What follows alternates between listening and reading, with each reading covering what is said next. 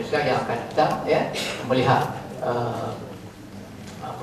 perjalanan koperasi itu. Ada tak aktiviti-aktiviti bonus ini diadakan di koperasi Tuan-Puan? Barangkali yang terlibat dalam program barangan untuk koperasi sekolah, misalnya busana, mana kita ada bus di belakang sana, terdiri pada contoh-contoh program-program yang dikendalikan oleh Pihak Angkasa, ada bus di sana, busana dan juga news textile bagi ataupun meninjau di luar. Bolehlah buat lawatan di gerai-gerai di belakang sana, di sudut sana. Itu pun merupakan satu markah bonus, walaupun dia simple. Contohnya walaupun ada aktiviti menjual songkok ataupun menjual stokit pun, itu pun dia dalam nak menjadikan hari koperasi sekolah itu. Begitu juga boleh hadirkan aktiviti tambahan seperti edaran tanda peringatan hari koperasi sekolah, apa boleh baca dalam situ ya. Aktiviti-aktiviti pilihan yang lain seperti pendidikan ya, ataupun barangan kita semula barangan koperasi yang dipilih dalam usaha agung, sama ada koperasi dewasa ya ataupun guru, diwajibkan menghadiri kursus wajib ya, siri 1 namanya, iaitu pentadbiran dan pengurusan koperasi. Okey, suka saya nak menarik perhatian tuan-tuan ya, berkenaan yang khusus khas untuk koperasi sekolah. Ada beberapa kategorinya pula. Yang pertama, khusus siri 3. Siri 3 ni memang untuk pelajar lah ya. Khusus pengurusan kedai koperasi sekolah ya, kita ada 2 kategori. Yang pertama untuk pelajar dan yang keduanya untuk guru ya. Okey. Kalau tuan-tuan mahu ada bawa pendrive ke ataupun ada email, kita boleh hantarkan, kita boleh kongsi bersama ya. Yang ketiganya khusus pelancongan koperasi sekolah PKS, yang pengalaman langsung semalam yang tuan tengok ya, ada ambil peluang ini. Yang keempatnya khusus tata cara pengurusan musyawarah damini untuk pelajar-pelajar, untuk dewasa pun ada ya. Tapi yang ini kita fokuskan untuk pelajar-pelajar. Khusus asas permainan petang ya, yang telah sedang akan berlangsung nanti ya, ataupun dikenali juga khusus pengurusan dan pentadbiran koperasi sekolah ya. Antara tujuannya adalah nak membimbing dan mendedahkan kepada anggota lembaga ELK di kalangan pelajar. Dan kita sedia maklum ya, kapasiti anggota lembaga di setiap koperasi, sama ada dewasa ataupun koperasi sekolah, kalau ikutkan pada Akta Koperasi Akta 502 sama 3, bilangan anggota lembaga antara 6 hingga 15 orang saja. Kalau kita ambil maksimum lah ya, di sekolah 15 orang ya, bukannya 15 orang itu semuanya terdiri daripada pelajar. Barangkali 5 orang terdiri daripada guru-guru sebagai fasilitator, sebagai pembimbing ya. 10 orang lagi itu adalah di kalangan pelajar, anggota lembaga di kalangan pelajar.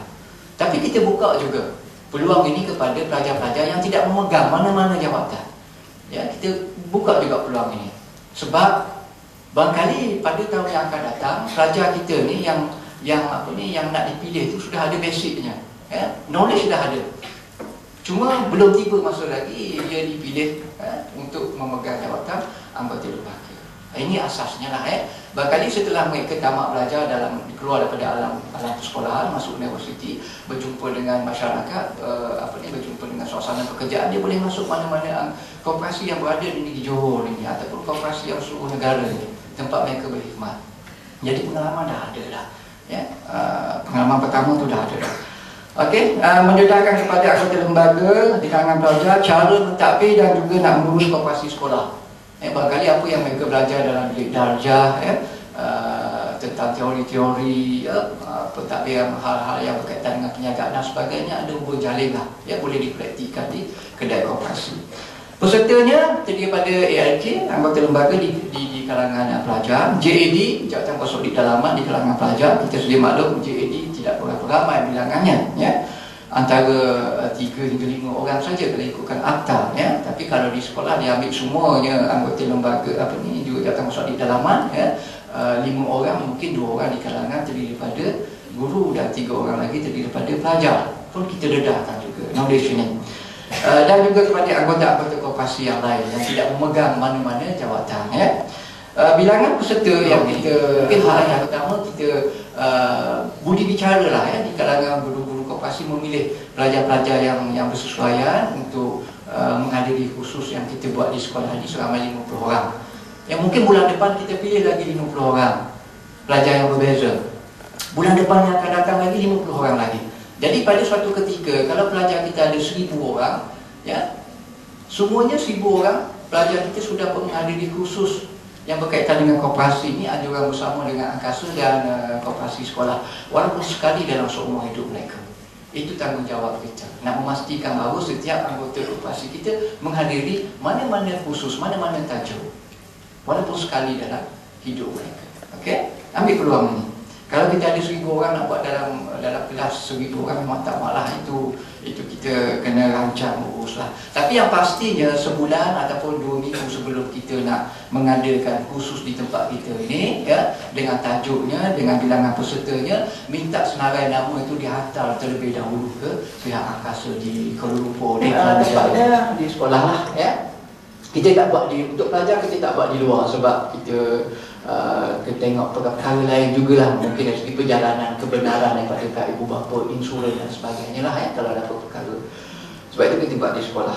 Antara kandungan yang banyak, antara kandungannya memahami perancangan perniagaan, barangkali apa yang mereka belajar dan belajar tentang pengantar perniagaan boleh dipraktikkan, pengurusan dan operasi harian kedai, strategi dan juga analisis jualan kita dedahkan, pengurusan stok pun kita dedahkan, ya, pengurusan tunai, ya, harian, mingguan, bulanan, mungkin tahunan, dan juga belanjawan, bajet.